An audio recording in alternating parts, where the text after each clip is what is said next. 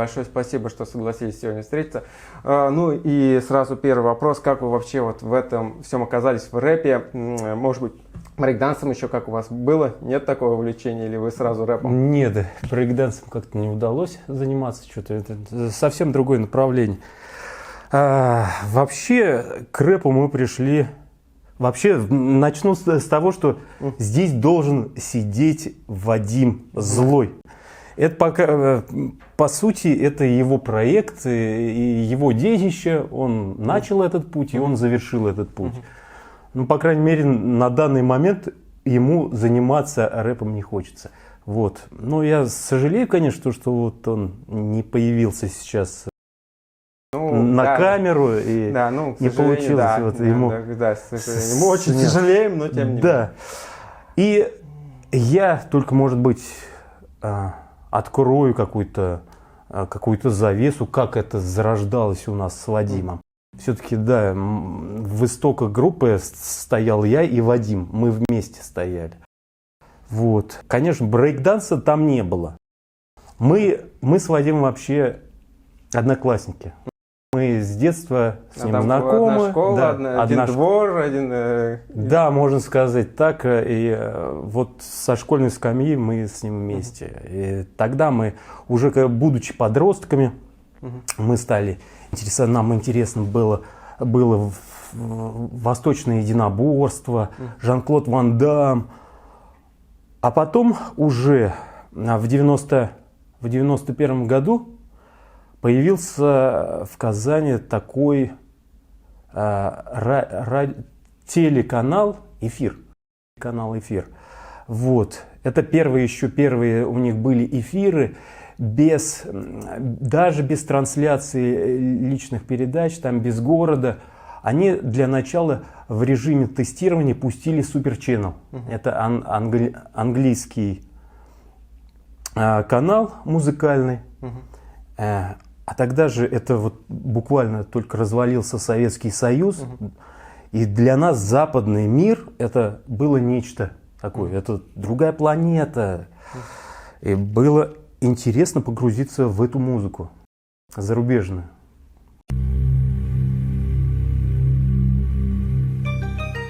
From Ireland to Russia, from Norway to the Mediterranean. Мы настраивали, значит, антенны как-то. Сами делали эти антенны, ловили этот 11-й канал. И вот на этом 11-м канале начиналось что-то. Открытие. Это что-то необычное. Да, это вот сейчас звучит как-то неестественно, да? Потому что музыка Запада отовсюду. Телевидение, да, радио, интернет, все доступно. А тогда постсоветское пространство, это было что-то, это новый мир. И вот, конечно, были, наверное, на тот момент уже Богдан Титомир, там, я не знаю, Мальчишник был, такие уже именитые, да, рэперы, так скажем, того времени, популярные такие личности. Вот. Но нас именно с Вадимом зацепил только западный рэп. Вот это что-то, когда мы увидели этих негритянских чтецов рэпа. Это как, гангстер-рэп уже или что-то еще? Это был именно гангстер-рэп, да. Это вот как я сейчас помню, а я был, как сказать, можно сказать, первоисточником для Вадима, потому что у Вадима на тот момент этот канал не ловил. А я подключился, смог поймать этот канал и начал записывать, первые записи делать на кассетный магнитофон. И первые записи это KRS-One.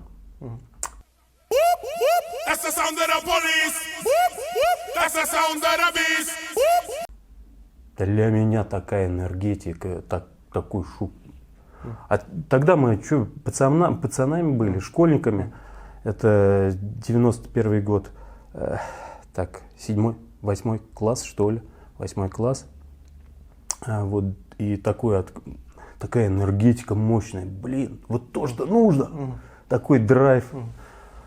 Я с Вадимом стал делиться этими записями. Он тоже так подключился. Нам стало интересно. У него были свои каналы, конечно. Он, помню, ISMC мне принес кассету. Я слушал тоже с интересом. Но это было не то. А то, что было вот уже известно тогда на Западе. То есть Super Channel уже вещал уже таких именитых рэперов. Это как Доктор Дре, эти ребята уже или нет? NWA тогда же, как перед тем, как Доктор Дре появился. NWA. Ну, у них там команда своя была большая. Да. Первоначально-то Ice Cube там же, да? Вот, они, конечно, да, это позднее, уже позднее появилось все. А вот для начала, вот я говорю, KRS-One, там, я не... Ice Cube, по-моему, тоже был на канале. Ну, в общем, масса. И вот это... Как подстегнуло, то есть, получается, да? Подстегнуло, нам интересно было это. Захотел попробовать? Искренне было интересно вот это все. Опять-таки, я напоминаю то, что это было постсоветское пространство, когда границы, можно только сказать, открылись для западной культуры. Информация хлыла, как бы, да? И... Люди, вот если описать обстановку вокруг, какие люди окружали, да? Ну, люди такие, все такие скромненькие, серенькие такие, неприглядные. А тут... Что-то необычное такое, тут яркое. Клетчатые рубашки на распуск, кроссовки мощные, широкие штаны. Мы это впитывали, что-то здорово. Хочется клетчатую рубашку обязательно, широкие штаны. Вот. И мы начинали вот с этой моды для начала. Это какой год примерно-то? Так, это был 91-92 год. В 92 году мы ушли из школы. Мы бросили школу среднюю. Это какой класс был? Это был 8 класс. Ну, как бы сейчас, наверное, 9 класс. То есть раньше 10-летка была, да, вот в 8 классов мы отучились. И мы со злым решили больше не ногой, значит, в школу, не хотим учиться. Хотим, значит, совершать подвиги на работу, деньги зарабатывать. Вот как-то так.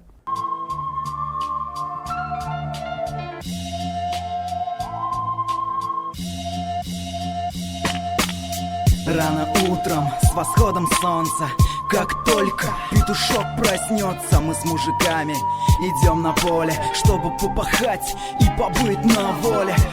Ну вот, нас вот, значит, подхлестнула эта тема. Как-то она параллельно с нами шла, мы интересовались вот этой культурой. Знакомились параллельно, вот познакомились как раз в этот период после школы. Вскоре после школы мы познакомились с Радиком. С Раком, да, который позднее влился в коллектив уже. Ну, там это было как-то на дискотеке, что ли, что-то такое было, по-моему. Так, с Раком как мы познакомились? Нет, познакомились как с Раком. На тот момент выпускной вечер был у наших одноклассников. С теми, с кем мы учились. И мы пришли к ним в гости. В гости на выпускной вечер. Причем как братья-близнецы. У нас даже есть фотография.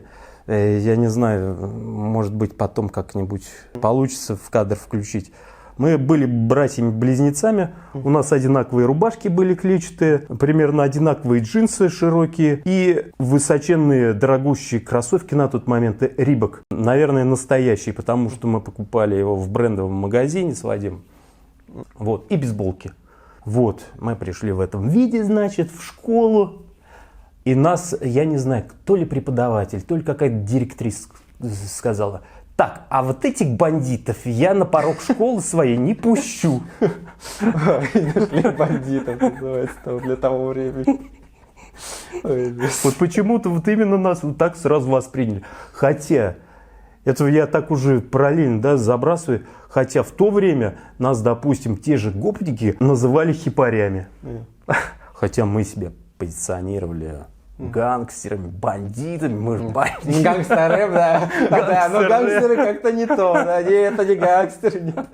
А мы хипарями были. Для простых бандюганов местных мы хипарями были. И были такие сюжеты, когда Мы с толпой, значит, шли вечером на дискотеку какую-то рэперскую.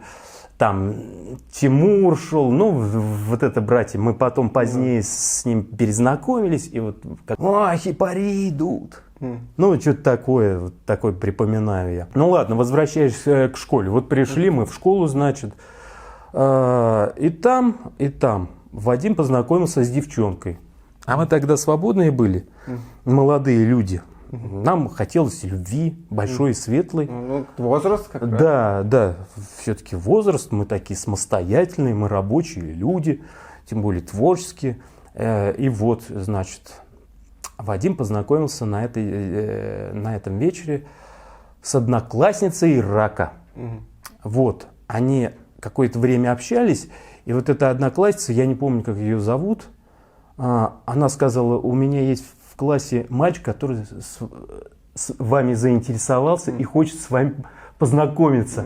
А тогда же действительно рэперы, это было нечто. Вот увидеть в толпе человека, который по дресс-коду как-то подпадает под твой культурный код, да, увидеть своего человека, как же надо познакомиться обязательно. Да, один человек, наверное, весь район причем. Ну, на Казани было мало людей. Вот рэп молодежи нравилось. Но вот таких, как сказать, раскрепощенных и смелых, которые вот именно взялись и влились. Адепты, то есть, которые... Да, адепты. Правильно. Когда нет воды, я вижу проблески света на фоне темноты в живой воде. Как зверь в лесу ищу добычу след желания. Вот истину в жизни, которой нет. Я рак, в голове от дыма мрак. Желание забыть и уснуть, все пустяк. Вот, и вот, значит, таким образом Рак вышел на Вадима. Познакомились, значит.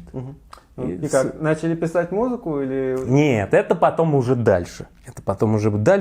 Мы все просто как слушатели, как фанаты рэпа были на тот момент. Вот, уже будучи знакомы с Раком. А потом пришло время, когда Вадиму надо было уходить в армию. Это был, наверное, если я не совру, 95-й год. Ну, мы, значит, его проводили. Все, было хорошо. А все-таки он в культурную столицу попал. Если в Казани здесь с рэпом было очень проблематично, то есть я музыку записывал только с Super Channel, продолжал записывать. Вот. И вот такой узкий круг был.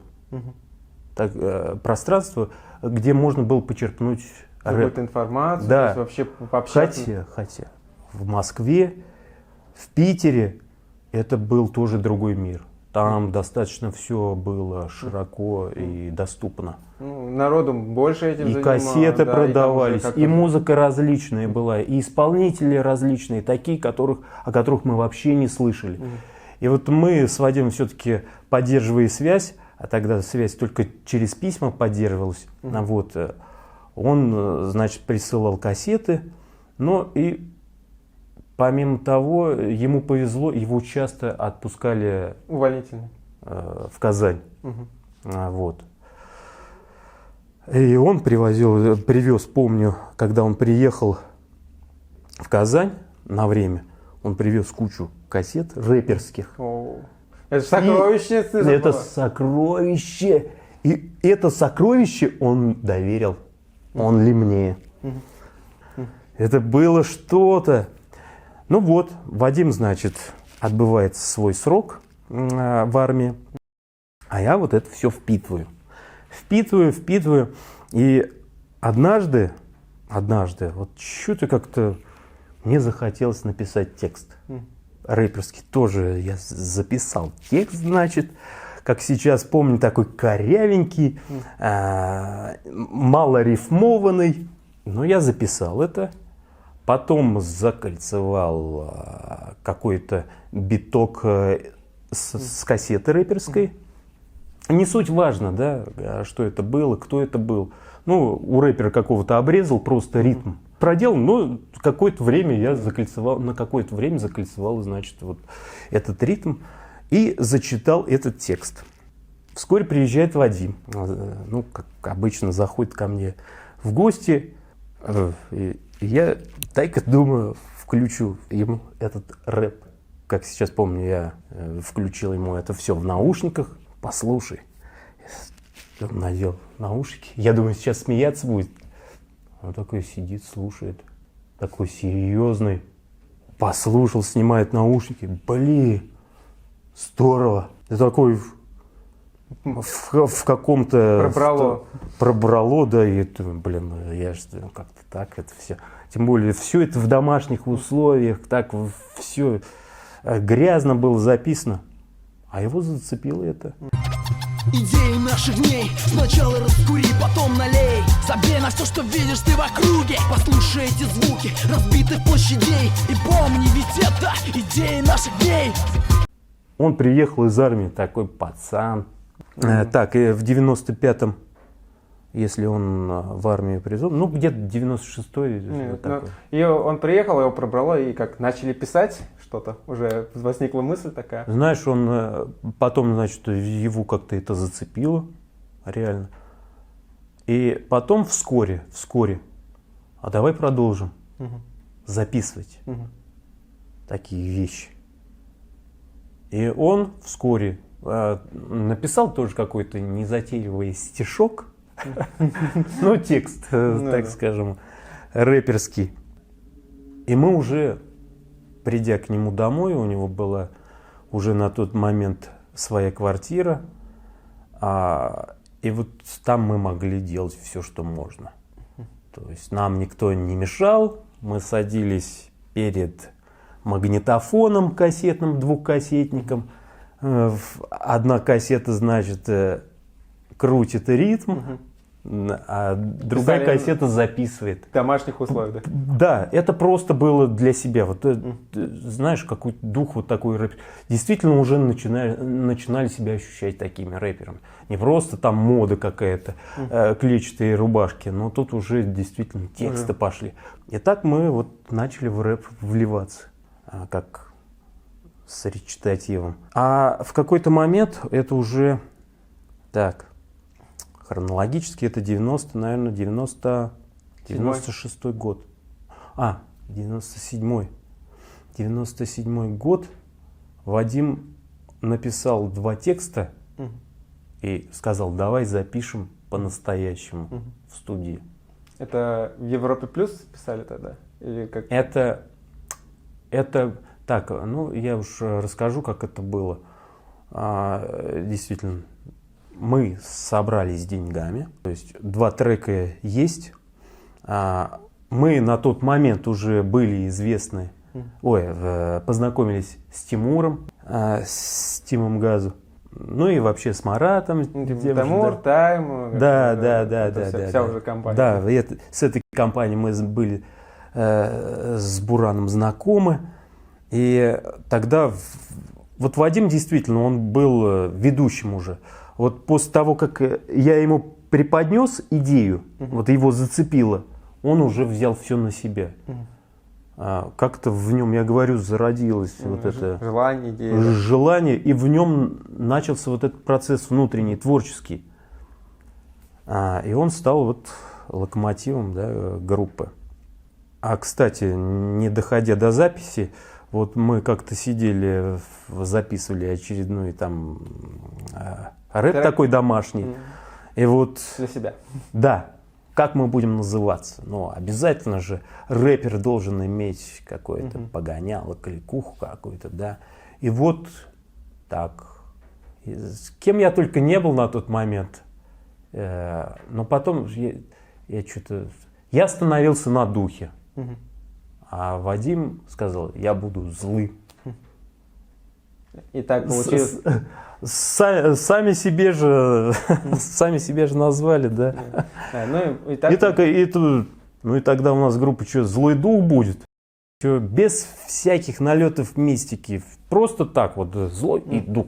Злой дух будет, пусть будет злой дух. И потом, значит, вот позднее появились вот эти 2 трека, когда Вадим сказал, надо сложиться, просто прийти в студию и записать. Нормально, чтобы качественно все было. Мы пришли, значит, Вадимка созвонился с Тимуром. Тимур порекомендовал, значит, Барс Рекордс. Тимура уговорили на скретч. Это на пластинках, да.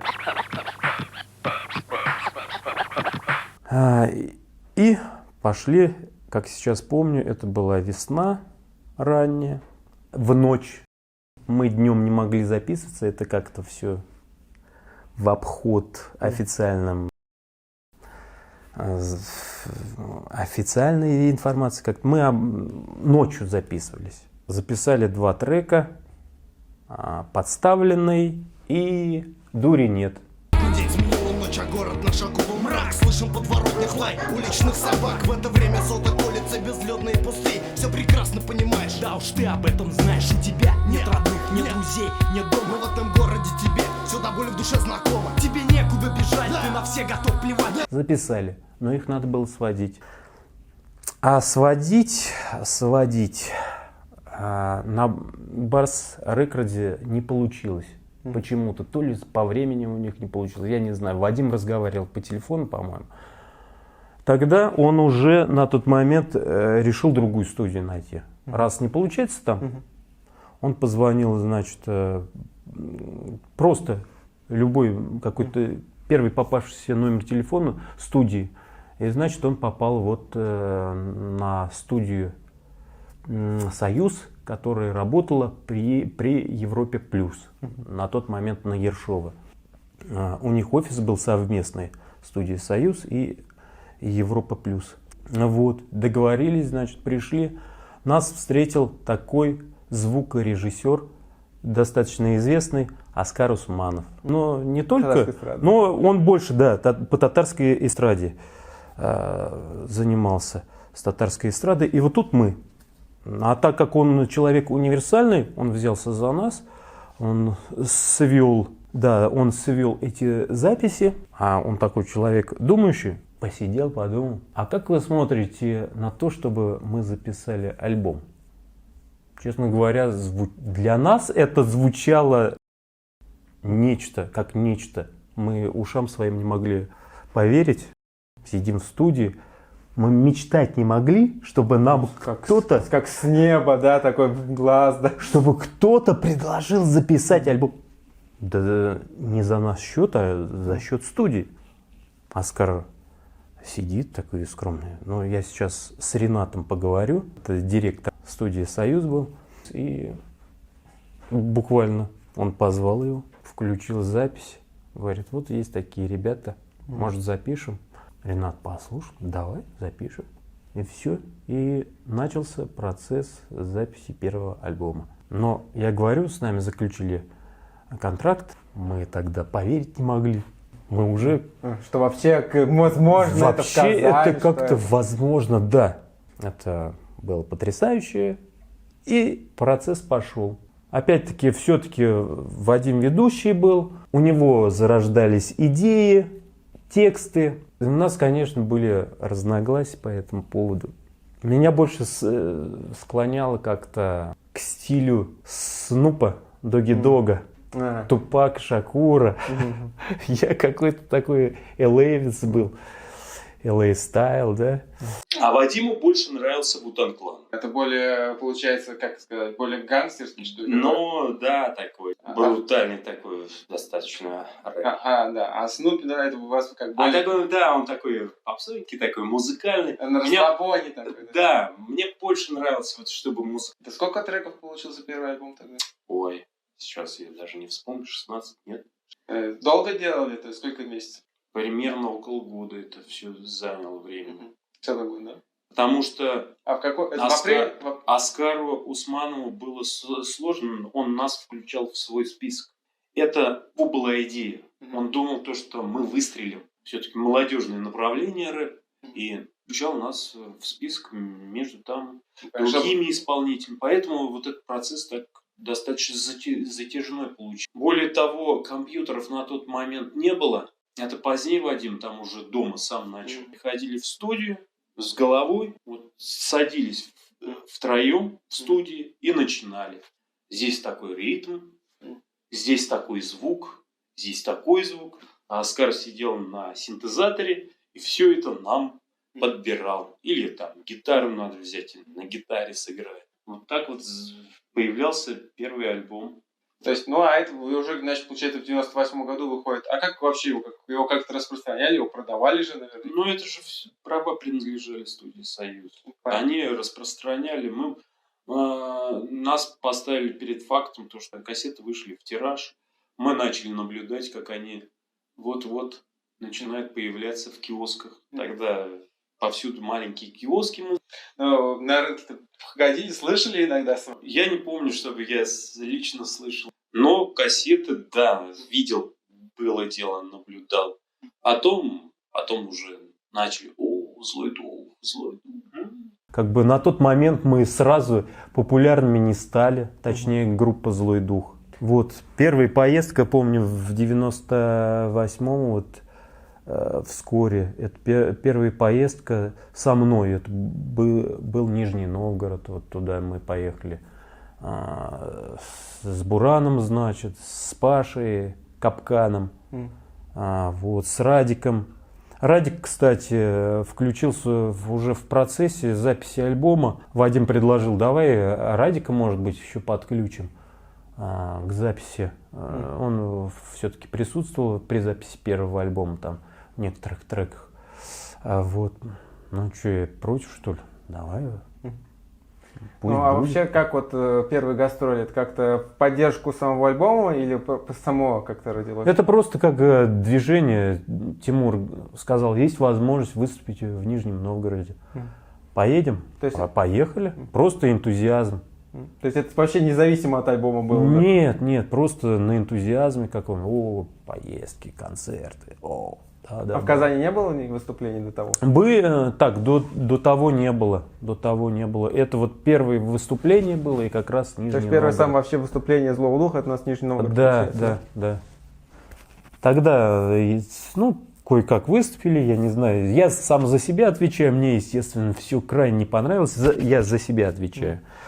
Не понравилось, как я выступил. Как все в остальном прошло. Ну, в общем, как во сне. Вот. А потом уже вскоре я и ушел.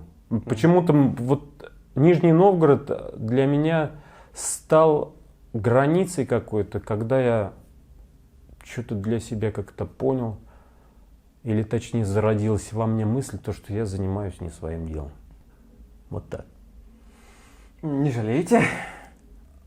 Жалей, наверное, неправильное слово.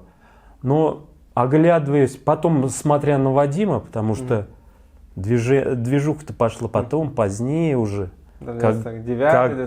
Когда Москва узнала уже о такой группе, вот тогда движение началось. Вы готовы?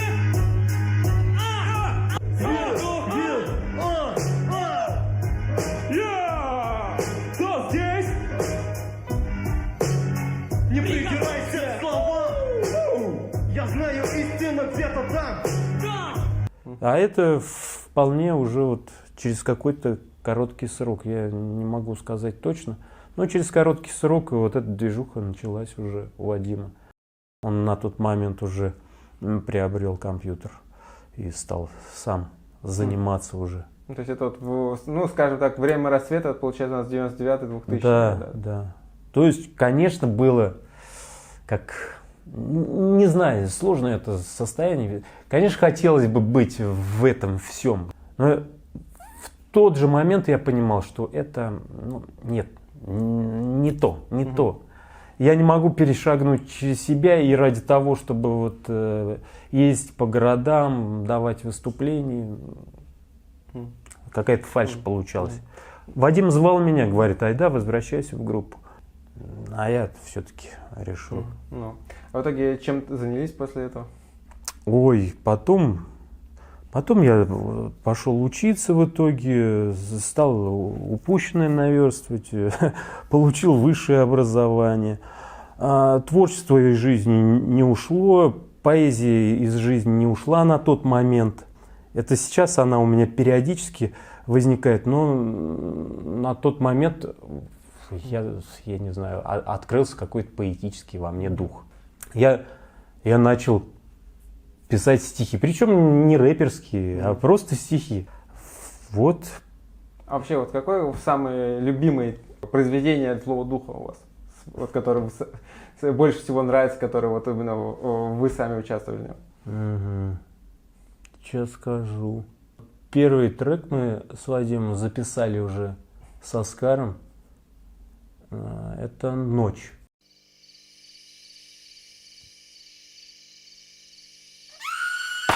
Закончен серый, пасмурный, но теплый день. На темном фоне неба появилась лунный тень. День, который уступает место темной ночи. Ночь, которую мы любим, но не очень.